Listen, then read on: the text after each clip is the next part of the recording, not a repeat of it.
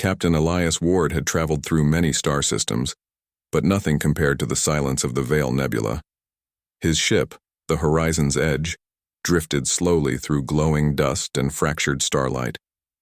This was no ordinary exploration mission. Command had given him a task that most considered impossible: to enter the hidden world of the Zytheran Empire and return alive. The Zytherans were ruled by a queen whose name was whispered in fear across the galaxy. No other race dared enter her domain. But Elias had accepted the mission without hesitation.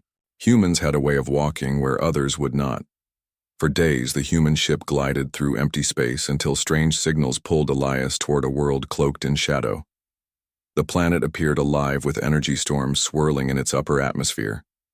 The records called it Zythera Prime, the heart of the Empire. No human had ever landed there before. Elias sat at the command chair, his jaw set, his eyes steady. He knew the risks. Dozens of ships had vanished here. Rumors claimed the Queen herself destroyed them with a thought. Still, something inside him whispered that this was not only about danger. There was a truth buried here, a truth the galaxy had avoided for centuries. As he entered orbit, the ship trembled. A deep voice echoed through his mind, though no speakers carried it. "Intruder, you dare approach the throne of the Queen?" Elias leaned back, unshaken. "This is Captain Elias, Ward of Earth. I've come to speak, not to fight." There was silence for a long moment. Then beams of light speared from the planet's surface, pulling his vessel down. Gravity surged, and the Horizon's Edge groaned as if crushed by an invisible fist. Elias gritted his teeth and held the controls. He did not resist. When the ship landed, the hatch hissed open on its own. Strange guards waited outside, towering beings with armored scales and burning yellow eyes. They did not speak but gestured for him to step out. Elias walked calmly, every step echoing on the black crystal floor of the alien landing site. The guards led him through winding corridors lit by shifting blue fire. The air was thick, heavy, almost alive. The deeper they went, the stronger Elias felt a presence pressing against his mind. It was not physical. It was the will of someone far greater than the guards. Finally, massive doors opened into a grand hall. At its center sat the alien queen. She was taller than any human, her form both regal and terrifying. Her skin shimmered with iridescent patterns like living metal. A crown of spiked crystal curved from her head, and her eyes glowed like twin stars. She did not rise from her throne. She did not need to. The weight of her gaze alone felt like a storm crashing down. The guard stepped back and left Elias alone before her. "You are the first human to stand in my presence," the Queen said, her voice carrying across the chamber without sound. It was inside him, echoing in his skull. "Do you know what fate awaits you?" Elias did not flinch. "If I feared fate, I would not have come." The Queen's expression shifted, not with amusement, but with annoyance. "Arrogant, reckless. That is what your kind is known for. You bring chaos wherever you go. Why are you here?" "I came for answers," Elias said simply. Her eyes narrowed, their glow intensifying. "Answers? Do you think I owe you anything, human?" "I think," Elias said calmly, "that the galaxy has lived too long in fear of you. But no one asks why. Why is it that your empire, powerful as it is, has never attacked Earth?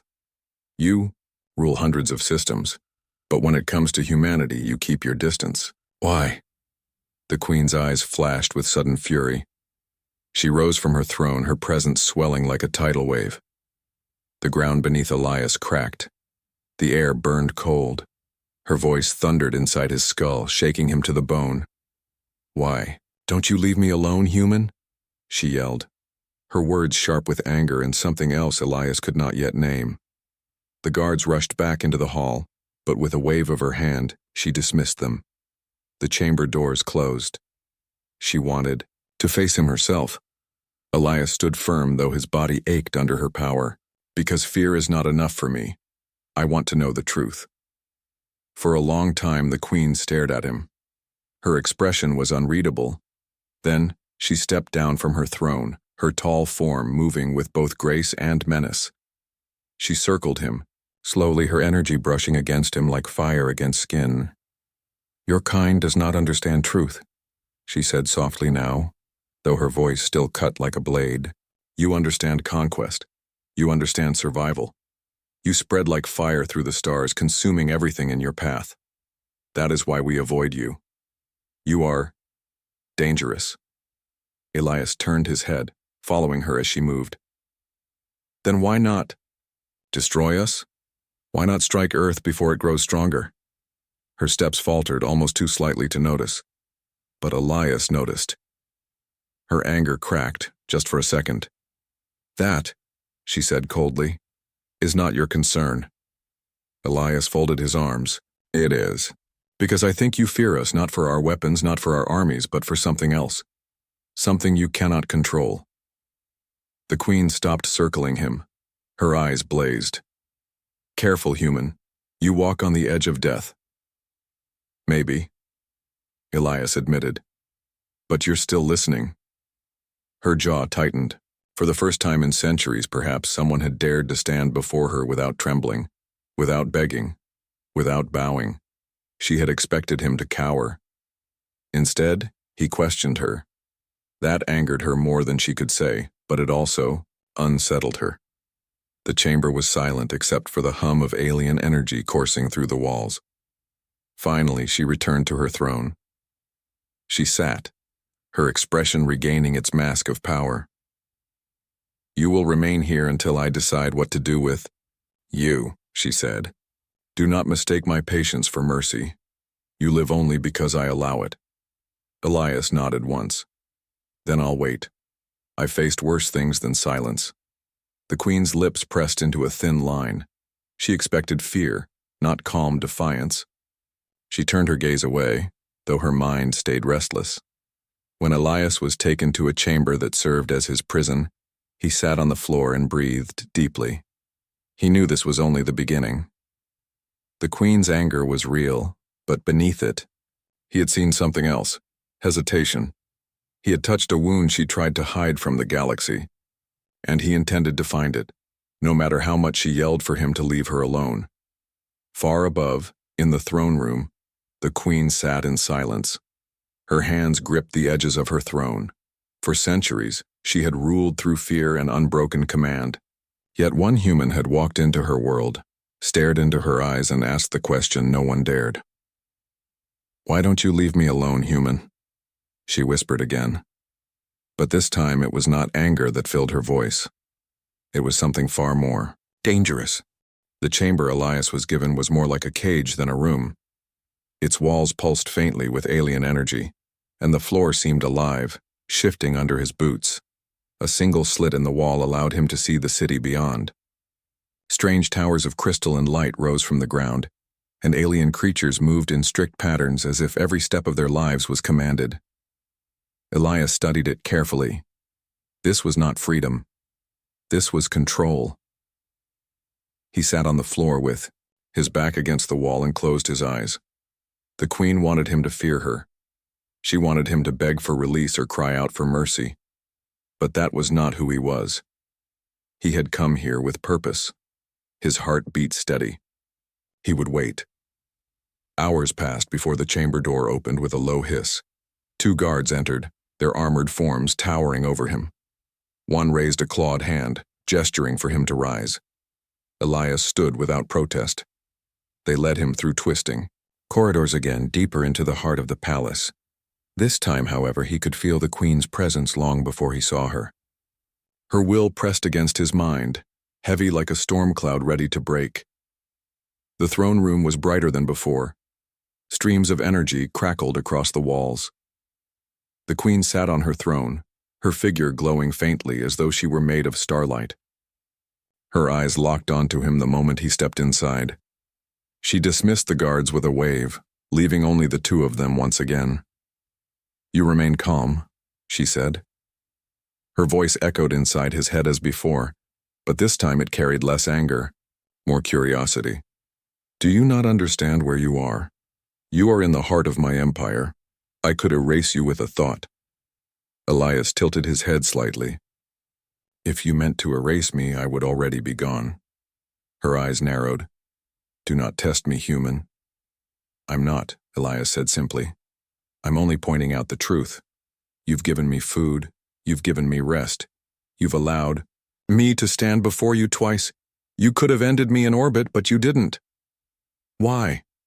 Her fingers curled around the armrest of her throne. The room vibrated with her restrained fury. Do you wish to die so soon? Is that it? No, Elias answered. I want to live. But more than that, I want to understand. The queen rose slowly, her towering frame casting a shadow that swallowed him. She stepped down, each movement controlled and graceful. As she approached, the air around him grew heavy. His chest tightened, his body felt heavier, but his eyes never left hers. You are a strange creature, she said. Every other species kneels when they see me. Their minds break under my will. Yet you resist. Elias allowed a small smile. Humans have been resisting since the first day they walked the earth. It's what we do. Her eyes flared. She lifted a hand, and suddenly the gravity in the room increased tenfold. Elias dropped to his knees as the floor cracked beneath him. His bones screamed under the weight. Still, he did not cry out. He pressed one hand to the floor and struggled, forcing his body upright against the crushing force. Sweat poured down his face, but he stood. The queen's expression shifted again. For the briefest moment, surprise flickered across her features. She released the pressure and the weight lifted. Elias straightened, breathing heavily but unbroken. You should be broken, she said softly, almost to herself. No other has endured this. Elias wiped the sweat from his brow. You think strength is only about power, but strength also comes from refusing to fall, even when the world is against you. Her gaze locked onto him, sharp as a blade.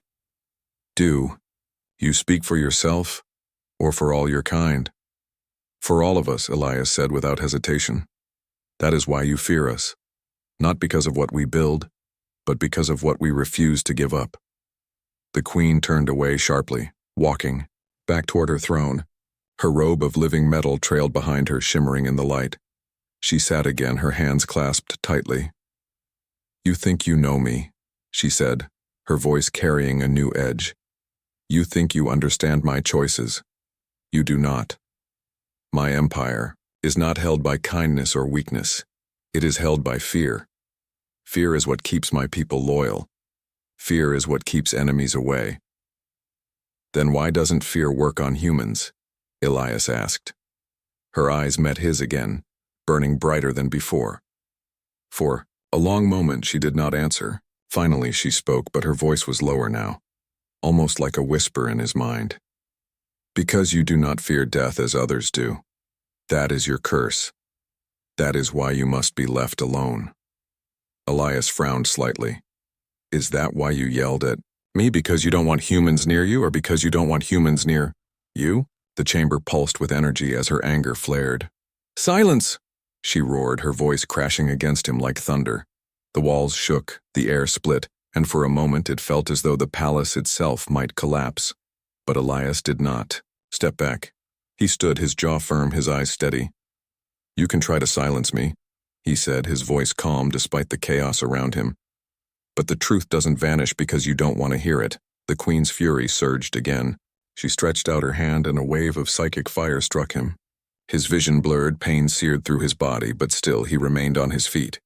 His voice cut through the storm. Why don't you just end me? He demanded. You have the power. You've shown it. If you truly hate me, if you truly hate humans, then do it now. Crush me, burn me, erase me. Her attack faltered. The psychic fire flickered, then vanished. Elias's chest heaved as he stood there, shaking but alive. The queen lowered her hand slowly. Her breathing was heavier than before, though she hid it well. She leaned back in her throne, her expression hard to read.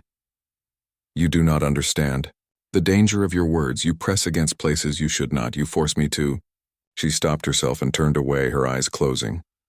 Elias said nothing. He let the silence hang in the air. The queen sat in stillness for a long time, her chest rising and falling slowly. Finally, she opened her eyes and looked at him again. You will remain here longer. I wish to study you. Elias raised an eyebrow. Study me? Yes, she said firmly, regaining her command. You will answer my questions. You will tell me about your kind. You will show me why you are as unbroken as you claim. And if I refuse? Elias asked. Her eyes burned. Then you will break. Eventually everything breaks. Elias shook his head. Not humans. Not me. The queen's lips tightened, but she said nothing more. She gestured, and the doors opened. The guards entered again and led Elias back to, his chamber. As he walked, Elias thought about what had happened. She had tried to crush him with power, but each time she stopped short of killing him. Each time, she let him live. That meant something. It meant she was not as unshakable as she pretended. Back on her throne, the queen sat in silence. Her hands trembled faintly, though no one was there to see. She clenched her fists until the tremble stopped. Why don't you leave me alone? Human? She whispered again, but this time her voice carried not only anger. It carried confusion, and perhaps, hidden deep beneath, a trace of fear. Elias did not know how many days passed inside the palace of the alien queen. There were no sunrises, no sunsets, only the endless glow of crystal towers and the steady hum of alien energy flowing through the walls. His chamber never changed, but each day the guards would arrive and take him to the throne room. Each time he faced her again. At first she questioned him as though he were a prisoner. She asked about humanity's ships, its weapons, its colonies. Elias answered, but not in the way she wanted. Instead of numbers and tactics, he told her stories. He spoke of explorers who crossed oceans without knowing what lay ahead. He spoke of farmers who tilled soil in storms because their families needed food. He spoke of soldiers who stood against enemies larger and stronger, not because they believed they would win, but because giving up was not an option. The queen listened in silence.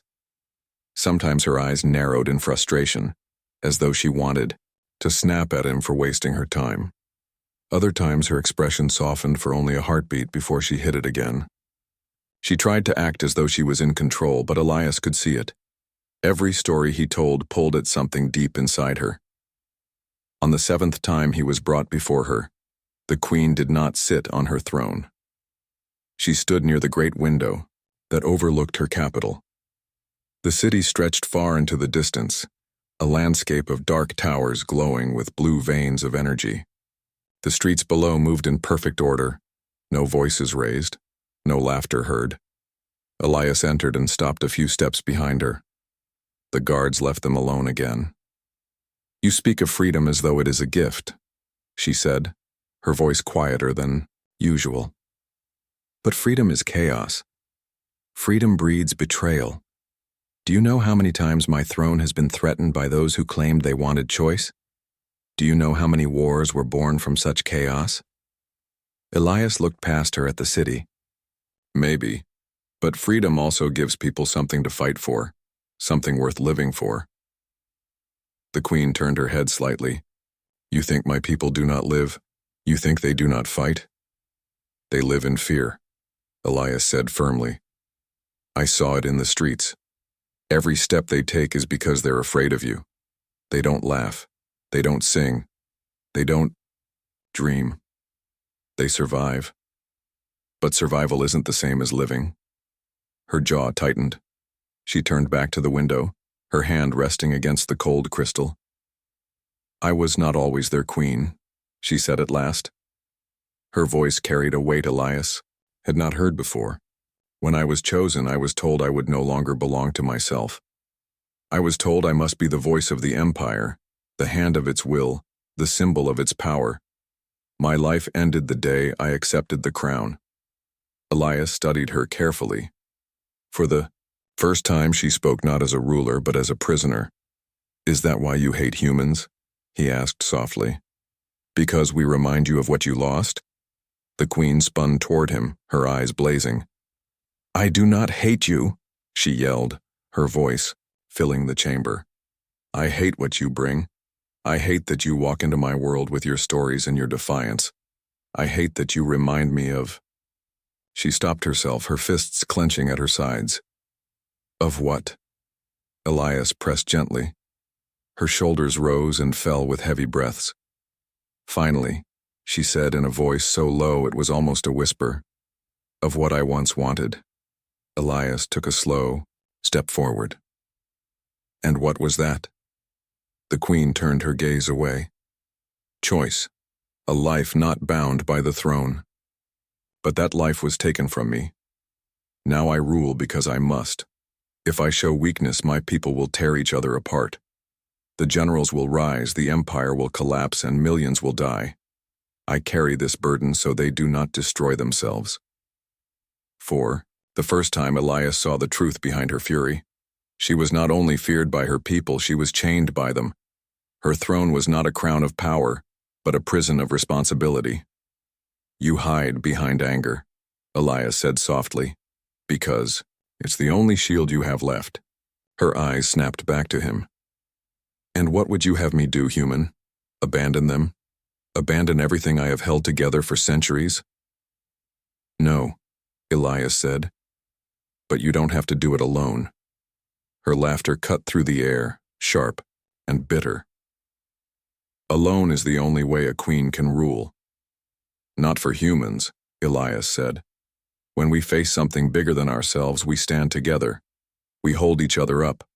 That's why we survive when we shouldn't. That's why even you—" He stopped himself, but the Queen heard the words he left unsaid.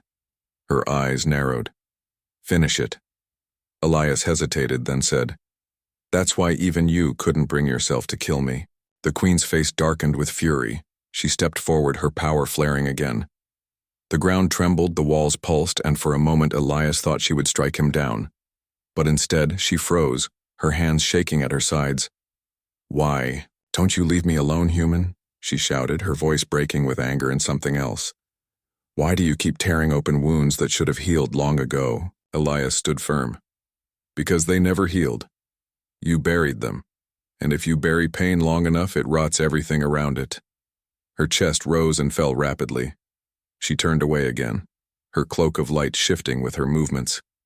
She stood, in silence for a long time, staring out over the city as though she could escape the weight pressing on her shoulders. When she finally spoke, her voice was quieter. "You do not understand what it means to be me, to carry the weight of billions, to silence every weakness, to cut away every piece of yourself until only the throne remains." "Maybe I don't," Elias admitted. "But I do know what it means to carry pain alone, and I know it doesn't work forever." The Queen closed her eyes. She remembered her youth before the throne, a time when she had laughed with others of her kind, when she had dreamed of traveling the stars not as a ruler, but as a wanderer. Those dreams had been taken from her, locked away behind the crown, and now a single human dared to remind her of them. When she opened her eyes again, she turned to Elias, her expression unreadable. "You should hate me. I have enslaved worlds, broken empires, erased species. Yet you stand here and speak to me as though I am worthy of your pity." "I don't pity you," Elias said firmly. "I see you." For a moment, the chamber was silent. The Queen's eyes searched his as though she was trying to find the trick, the lie, but she found none. His gaze was steady, unflinching, honest. She turned away quickly, her cloak sweeping behind her. "Enough for today," she said, her voice sharp again, though weaker than before. She called for the guards. They returned and led Elias back to his chamber. When the doors closed behind him, Elias sat against the wall and let out a long breath. He had seen it now clearly. The Queen's anger was not only a weapon against her enemies, it was armor against her own loneliness. Back in the throne room, the Queen sat heavily in her seat. She pressed a hand to her chest, feeling the steady thrum of her heart. "Why don't you leave me alone, human?" she whispered once more. But now she realized the question was not only about anger, it was about fear. Fear that she could no longer hide the truth. Fear that the one creature she had sworn to keep away might be the only one who truly understood her. The palace of the queen was never quiet. Energy hummed through the walls, the air shimmered faintly with power, and the endless glow of alien crystal filled every corner. Yet Elias felt something had changed. Each day he was brought before the queen, and each day her voice carried less fury and more weight. She still threatened him, still tried to show her strength, but her words no longer struck with the same certainty. Beneath her anger, Elias could hear doubt. That doubt became more visible when the queen summoned him late in the cycle. The throne room was darker than usual, the energy lights dimmed. She stood away from her throne, her cloak of living metal, coiled behind her like a shadow. "You are stubborn," she said, her eyes fixed on him. "No matter what I do, you refuse to bow. You refuse to break. Do you not know that one day, your defiance will cost you your life?" Elias gave a small shrug. "If I die standing, I'd still rather that than live on my knees." Her jaw tightened. She turned away, pacing slowly across the chamber. "You humans, you never know when to stop." "And you," Elias said, "never let yourself start." Her head snapped toward him, eyes blazing, but before she could speak, the great doors of the chamber slammed open. Several figures entered, generals, in jagged armor, their faces hard with resolve. They bowed only slightly before speaking. "My queen," one said, his voice low but steady, "forgive our intrusion. We must speak." The queen straightened, her power flaring just enough to remind them of who she was. "You dare enter without command? Speak quickly before I erase you." The general did not flinch. His eyes flickered, briefly toward Elias before returning to her. "It is the human. His presence weakens you. The court whispers. The armies grow restless. They say you are distracted." Elias stayed silent, but he felt the tension sharpen in the air. "You question me?" the queen demanded. "We question your judgment," the general said boldly. "You allow the human to live when you should have destroyed him. Our enemies are watching. If they sense weakness, they will strike. Already some of your commanders gather support for a replacement." The queen's eyes blazed. "Replacement?" "Yes," the general said firmly. "If you cannot end the human, then perhaps another should rule in your place."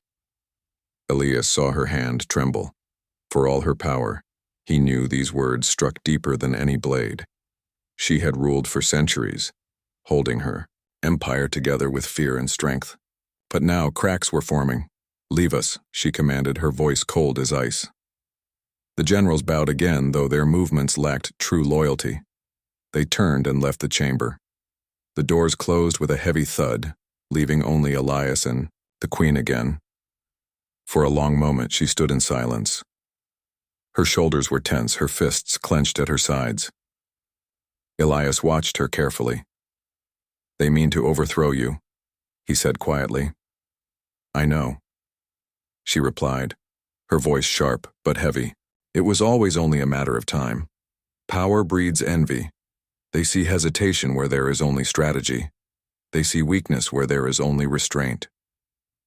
"They see you changing," Elias said, "and that scares them." Her head turned toward him. Her eyes burned, but there was no denial in them. Instead, she whispered, "Why don't you leave me alone, human? If you had never come, this would not be happening." Elias shook his head. "No, this would have happened anyway. They've waited for a chance.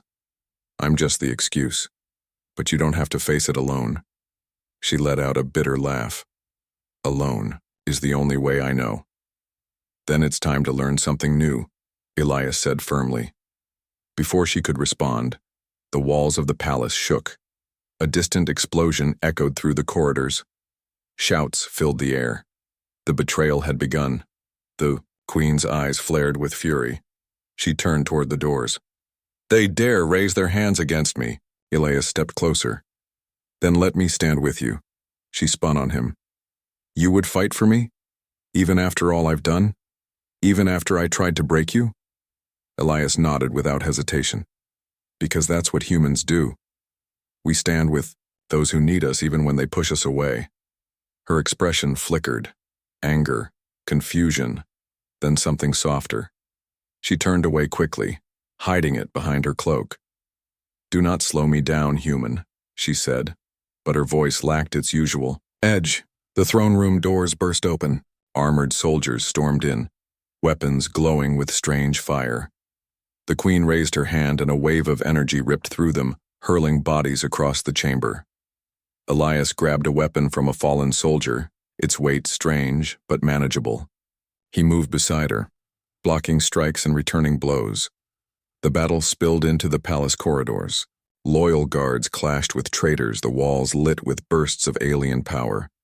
The queen fought like a storm, her presence crushing enemies before they could reach her. Yet Elias noticed something. She no longer fought alone. She moved with him at her side, their actions strangely balanced. Where her power was overwhelming but broad, his movements were sharp and precise, striking where she left openings. At one point, a soldier lunged toward her back. Elias threw himself between them, blocking the strike with the alien weapon. The queen turned, eyes widening for a fraction of a second as she saw him protect her. "Why?" she demanded as she destroyed the attacker with a flick of her hand. "Because I don't leave people behind," Elias shouted back. Her face tightened, but she said nothing more. They fought their way to the heart of the palace where the traitorous generals had gathered their forces. The great hall was filled with soldiers, banners torn from the walls, the air thick with smoke and sparks. The leading general stepped forward, his eyes blazing with ambition. "Your reign ends today, Queen," he declared. "The empire deserves a ruler unbroken by weakness. You have let a human twist you into doubt. You are no longer fit to lead." The queen's power flared, shaking the ground. "You dare call me weak?" she thundered. "I am the empire." The battle began. Soldiers surged forward. The queen unleashed waves of psychic fire, tearing through enemy lines. Elias moved through the chaos, striking down attackers, covering her blind spots. For every enemy that slipped past her power, Elias was there to stop them. The fight lasted, long and brutal. The palace floor cracked under the weight of their clash. At last, only the general remained, standing defiant before the queen. His armor burned, his weapon shattered, but his eyes still burned with hatred. "You've already lost," he spat. "The empire will never follow a queen who hesitates." Queen stepped forward, her presence overwhelming. "I do not hesitate," she said coldly. "I choose." Her hand lifted, and the general was crushed under her will, falling lifeless to the floor. Silence filled the hall. The surviving soldiers dropped their weapons, bowing in submission. The rebellion was ended. The queen stood in the center of the hall, her cloak torn, her eyes glowing with fierce light. Elias stepped beside her, his chest rising and falling with exhaustion. She looked at him for a long moment. Her voice, when it came, was quieter than before. "You fought with me. You protected me, even when I told you to leave me alone." Elias gave a small, tired smile. "That's what humans do. We don't walk away when it matters." Her eyes softened, though only slightly. She turned away, her cloak wrapping around her.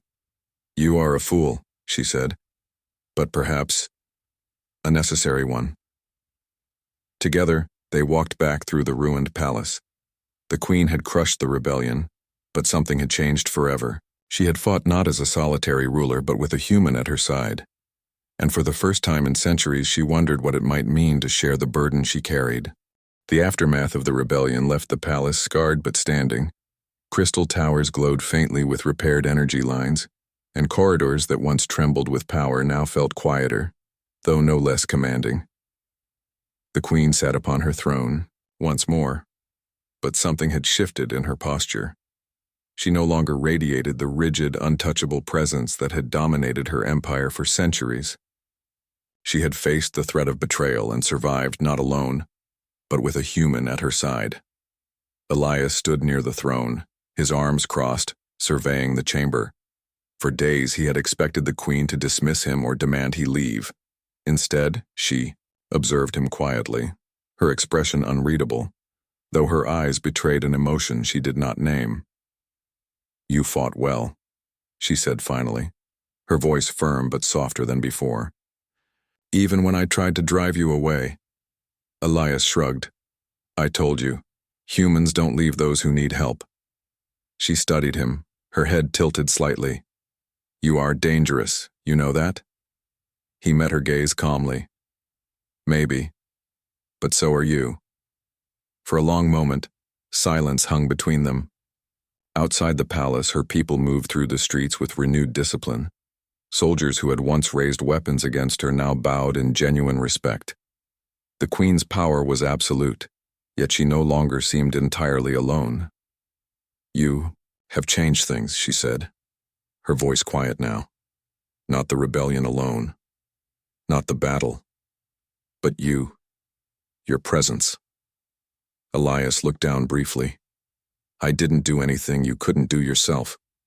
I just reminded you humans have a way of standing by each other." Her eyes narrowed and she leaned forward slightly. "Why? Why do you do this? Why do you risk yourself, speak to me as if I were equal to you, when any other would have obeyed fear?" "Because that's what humans do," he said simply. "We don't follow power blindly, we follow what's right. And right now, standing with you was the right thing." For the first time, the queen's lips curved. Not in amusement, not in anger, but in something softer, almost fragile. She leaned back, her eyes gazing at the crystal ceiling. "I have ruled for centuries," she said softly. "Never has anyone questioned me and survived. Never has anyone stayed with me when I demanded they leave. And yet you..." "Stand." Elias took a small step closer. "Because I knew you didn't want me to. You wanted to push me away, but you also didn't want to be alone." Her body stiffened for a moment as though he had struck a nerve. "You presume much," she said coldly, but there was no bite in her tone. "Am I wrong?" he asked gently. Her eyes glimmered with something she had not felt in centuries. Vulnerability, fear, a quiet longing she could not name. She looked away, forcing herself back into the mask of the queen. "Perhaps," she said, "but what difference does it make?" "Now?" Elias smiled faintly. "Because now you see that you don't have to carry it all alone." Outside the palace, her empire stirred. News of the rebellion's end spread quickly. The soldiers and citizens who had feared the queen's anger began to whisper, unsure of how to respond. They expected vengeance. They expected terror. But none came. Instead, they saw her standing strong, victorious, yet different. She had survived the chaos with a human beside her, and in doing so, she had changed. In the following days, the queen summoned Elias to her private chambers, a space he had not entered before. It was filled with light, gentle and golden, unlike the harsh glow of the throne room. Crystals reflected the colors of the nebula beyond, and strange plants hummed quietly with energy. For the first time, Elias saw her in a place not dominated by her throne, not defined by the weight of empire. "You see this place," she said, motioning to the room. "Few have been allowed here. Fewer still have stood here without trembling." Elias nodded. "It's beautiful." "Beauty," she said softly, "is dangerous. It reminds us of what we could have, what we lost, what we might never reach. That is why I guard it. That is why I guard myself." "You don't have to guard yourself from me," Elias said. "I'm not here to take anything. I'm here to help, if you let me." She studied him, her eyes reflecting the swirling nebula outside the window. "Why? Why do you care? Why do you persist when everything in me tells you to leave?" "Because humans care," he said simply.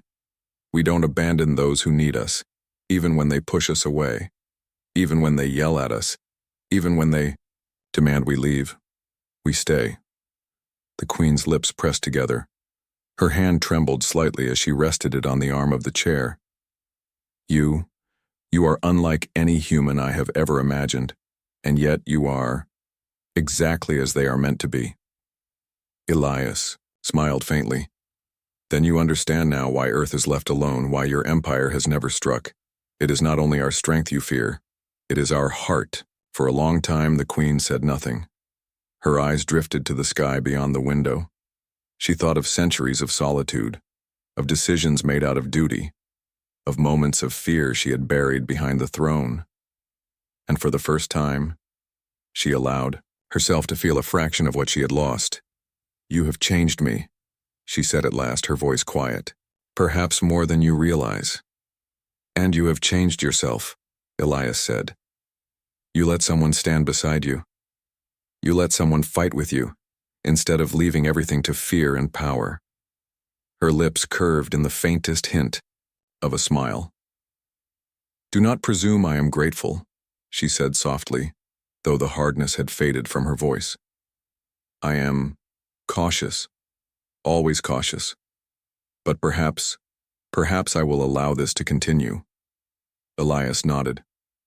"That's all I ask. Not for friendship, not for trust. Just allow yourself to see what it means to stand together, even once."